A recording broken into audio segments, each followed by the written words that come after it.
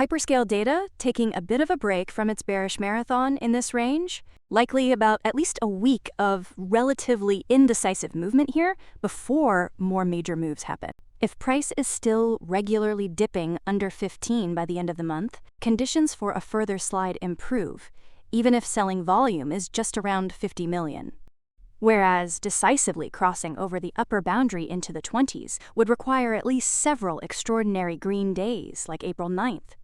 Some short-lived bullish sentiment was ignited by a partnership between Hyperscale's subsidiary Omnipresent Robotics and AGI-BOT to collaborate on deploying and commercializing intelligent robotic systems and advancing AI-driven data collection. Hyperscale views the agreement as a key step in expanding its capabilities in artificial intelligence and robotics, with further details and plans to be shared during an upcoming webcast on April 21st, along with additional press releases. Hyperscale also reported holding 644.7581 Bitcoin valued at about $45.6 million as of April 12th, alongside approximately $47.9 million in cash and restricted cash. Combined, these assets total around $93.5 million, which it noted significantly exceeds its current market capitalization. With a good chunk of its value tied to Bitcoin prices, the recent crypto bounce, putting pressure on the mid-70,000s, has helped Hyperscale resist its long-term downtrend over the past few weeks. As discussed in recent videos, a few solid closes over 76,000 heading into the next Fibonacci time zone interval can pave the way for a moderate uptrend to emerge, while failure to do so would mean continued neutral to bearish trading in this year's low range.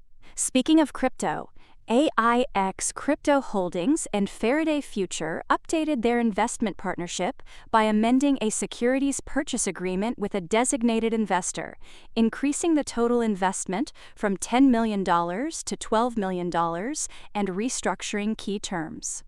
The revised deal allocates $500,000 to common stock and $11.5 million to newly created Series C preferred shares. A prior anti-dilution mechanism was removed and replaced with a milestone-based warrant, allowing the purchase of up to 1 million shares at $1.50 each, exercisable only after the delivery of 500 FX Super One vehicles and expiring in April 2030. Pricing is now tied to the average share price over the 10 trading days before signing. The partnership is part of AIX Crypto's broader effort to integrate real-world assets with blockchain infrastructure, including potential future tokenization of equity tied to Faraday Future shares, subject to regulatory approval. The companies see this as a step toward linking traditional capital markets with Web3 systems. Faraday Future also secured $45 million in new debt financing and plans to hold its annual stockholders meeting on May 22nd, seeking approval for proposals supporting its embodied AI strategy, governance, and capital flexibility. These include board elections, potential share issuances, an increase in authorized shares, and a possible reverse stock split if needed to maintain NASDAQ listing compliance. At the same time, it's targeting over 1,000 robotic shipments in 2026, while continuing development of its AI-driven device data brain ecosystem and scaling both electric vehicle and robotics operations. So it goes without saying, attention is concentrating on getting back over that $1 mark by September. Though in the meantime, short-term movement sees the chart leaning back to a more bearish to neutral stance. Should price remain in the 20s for the rest of April, another attempt at a more significant reversal over 36 could be in the works. Meanwhile, Poet Technologies is strained to its bullish limits, trying to return to previous highs. Though even if this kind of break was achieved, getting solid footing above 8 would be difficult without volume rising to around 15 million. In the event a bearish advantage pushes price back to the $6 range, even with average volume, it will be vital to hold over 620 past the first week of May to avoid a similar moderate to large drop seen earlier in the year. In which case, strong long-term support potential still exists nearing the $5 threshold.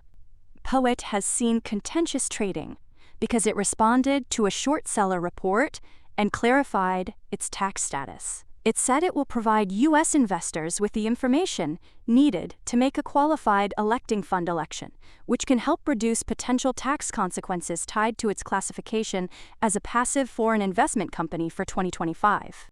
Because POET reported a net loss for that year, shareholders who make the election are not expected to face additional U.S. tax burdens for 2025. Looking ahead, POET indicated it may no longer qualify as a PFIC in 2026, though this depends on its income and asset mix. To further address the issue, POET plans to move its headquarters to the United States and complete a re-domiciliation process, which would eliminate the risk of future PFIC classification. This change may require shareholder approval at its annual meeting scheduled for June 26th. The update is part of POET's broader effort to reassure investors, address concerns raised by short sellers, and provide greater transparency around its corporate structure and tax position. In the case of QXO, its short-term bullish overextension is being overshadowed since it agreed to acquire Top Build Corp for about $17 billion, a deal expected to significantly expand its scale across the North American building products market and boost earnings. So even if these gains were to suddenly be demolished, QXO is ready to build and build back up for a higher roof towards the 30s. Buying Top Build is a big deal because it's the largest distributor and installer of insulation in the region. So it will complement QXO's existing strengths in roofing, waterproofing, and lumber-related materials, creating a broader, higher-margin offering with cross-selling opportunities. The combined company is projected to generate over $18 billion in revenue and more than $2 billion in adjusted EBITDA, with expected synergies of around $300 million by 2030. These benefits are anticipated to come from procurement efficiencies, logistics improvements, and expanded integrated solutions. Following the acquisition, QXO will operate across a market exceeding $300 billion and employ about 28,000 people across more than 1,100 locations. The transaction values Top Build shares at $505 each, offering shareholders a mix of cash and QXO stock, and is expected to close in the third quarter of 2026 pending approvals. The deal builds on QXO's aggressive growth strategy, which saw it acquire Kodiak Building Partners not too long ago for $2.25 billion. Leadership from both companies emphasized enhanced operational scale, improved customer service, and long-term growth potential, particularly in large, complex projects such as data centers. Though in the short term attention will be focused on whether price can hold over 23 into May to keep up the rapid pace, or take a larger but still healthy retracement.